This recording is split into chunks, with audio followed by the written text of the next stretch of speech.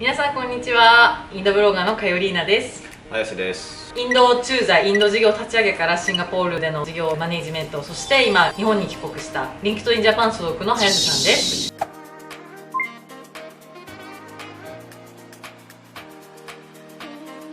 今回のテーマはですね、採用とか、転職とかそういったテーマでちょっと深掘りしてみたいと思います。海外でのその JAC での経験を経てリンクトインジャパンの方に転職されたということなんですけれども、早瀬さん自身が転職されるきっかけっていうのは何かあったんですか？ずっとやっぱりシンガポールとかインドとかって日本より採用の領域って先を進んでるんですね、実は。でそういう世界を見ていく中で転職の領域ってユニバーサルアクセスになっていくっていうふうに言われるんですけど、誰でもその情報にアクセスできるような時代になってしまうと思うんで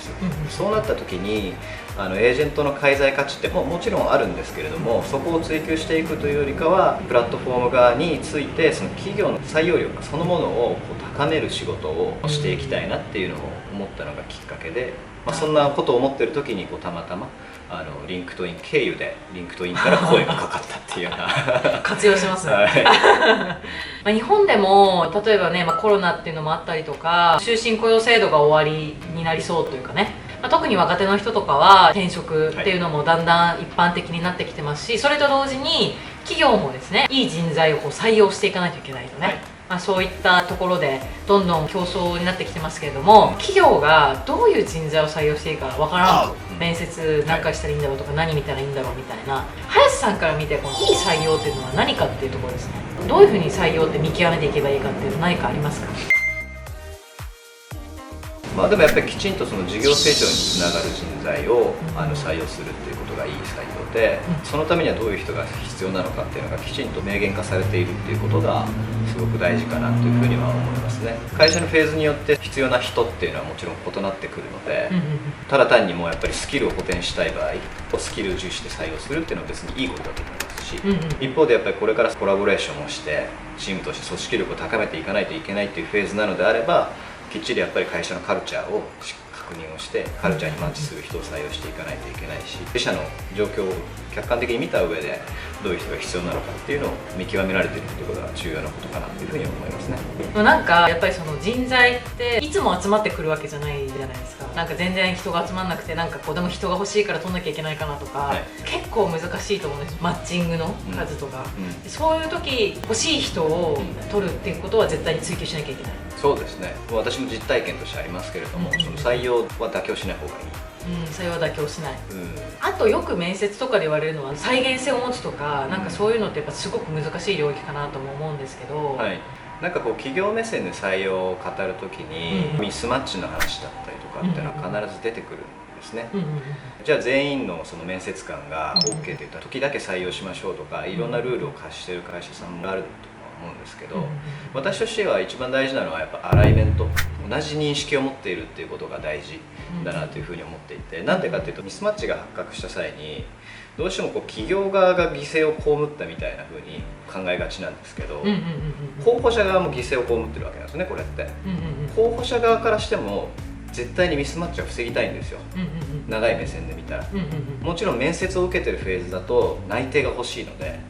内定を獲得するために候補者は一生懸命になっちゃうんですけど、もっともっと長い目線で考えてみた時にミスマッチを本人が本当に入社して幸せなのかどうかっていうのを本人と企業がきちんとアライメントをして入社に至ってもらうっていうことがやっぱり一番大事なんじゃないかなっていうふうに思いますね。幸せかどうか。そうですね。企業が採用で人材を探すときに自社で例えば採用の人材を集めるべきか、エージェントに任せるべきかとか、リファーラルに任せるべきかとか、いろいろな方法あるじゃないですか。それはなんかどういうふうに見ますか？エージェント経由で結構採用を頼まれてる会社さんってすごく多いんですね。でそれ自体は全然否定をする気はないんですけど、ただ全体的な統計見るとエージェント経由での入職って 3% 以下ぐらいなんですよ。少ないですね。すごい少なくて、でもそれでもなんで企業がエージェントに依頼をするかっていうと、エージェントに登録をしている候補者は転職温度が高いからなんですね。いわゆる転職をしたいってすでに思ってる人たちが多いからなんです。なんで企業目線からするとそういう人たちは採用しやすいんですよ。確かに移動したいわけですからね。そうです。でも転職温度が高い人を採用したいのかっていうことで、ではなくていい人を採用したいはずなので、うんうんうん、転職温度が高いかどうかっていうのは関係ないはずなんですね、本来。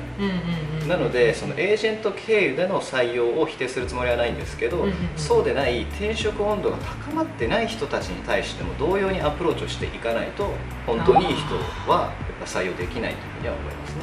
なるほど、種まきみたいな感じですね。そうですね、うん、転職って必ずバイオリズムがあるので、へー、はいはいはい、その転職をしたいって思うタイミングと、うんうん、転職活動ずっと続けてまあもういいかな、やっぱやめようと思っちゃうタイミング、うんうんうん、このバイオリズムが必ずあるので、このバイオリズムが上がってきたタイミングで自分のことを、会社をこう検討してもらえるような、そういうような種まきが必要だなっていうふうには思います。まだ深いですね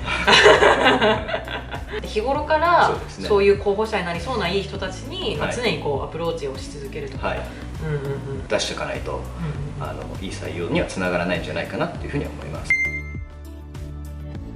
リンクトインのプラットフォームとかをこう活用して採用活動とかやられる企業さんとかも増えてきてると思いますし、まあ、個人のビジネスマンでも登録する方増えてきてると思うんですけども、はい、いまいちやっぱりまだそのリンクトインとかそういうプラットフォーム、まあ、よくわかんないなって思ってる